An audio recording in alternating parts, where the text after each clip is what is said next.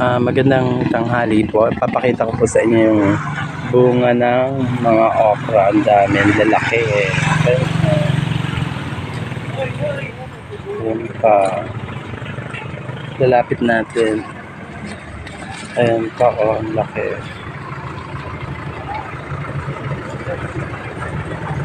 Ayan pa.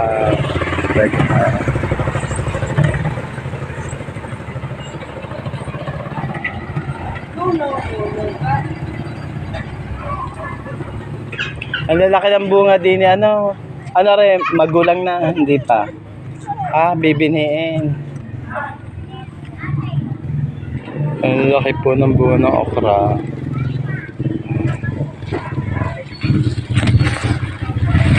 Meron pa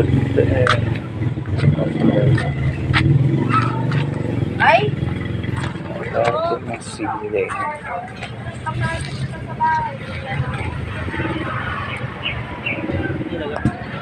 Ang lalaki, bibinhin yata yan.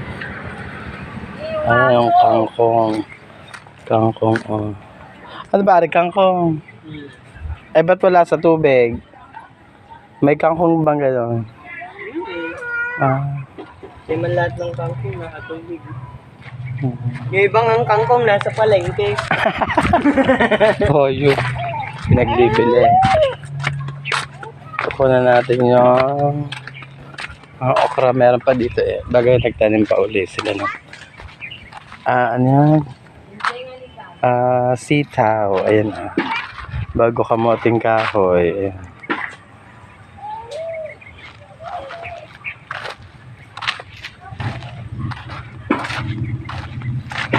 Habang hindi pa binabakuran may-ari ng lote ang planta. Planta po ito dati ng yelo.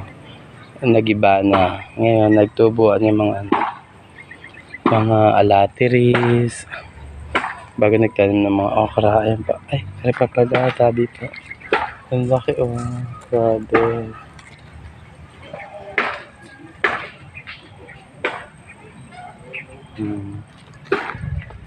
Malaki pala ang bunga nito. Yung alatiris doon malalaki ang bunga, parang ubas. Mabibilog, malalaki. Kaya nakakatakot. Baka may cobra na din sa area dyan. Kasi yung palayan dyan, maraming ahas.